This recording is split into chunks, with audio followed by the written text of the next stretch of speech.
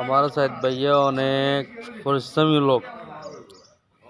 উনি ধান করছে একখানি, এখন ধানগুলা লইছে, শুকাইছে, সিদ্ধ করছে, এখন শুকাইতেছে, শুকাই চাল করবে। ওনার 1-2 বছরে ঘোরাঘি হয়ে গেছে। অনেক পরিশ্রমী লোক উনি।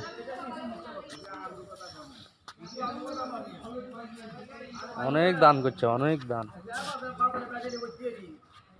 দেখেন তো ভাই, এগুলা আপনার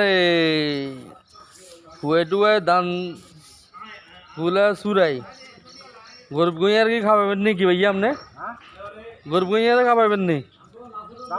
হুম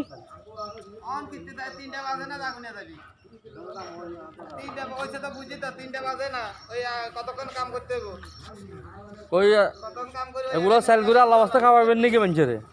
আর কথা কানা সাইদ ভাই, ও সাইদ ভাই, এটা আল্লাহ বাস্তা মানুষের খাওয়াবেন নি? সেলটা করি, হ্যাঁ? 500 লোকের খানা করবেন? 1000 লোকের খানা করবেন?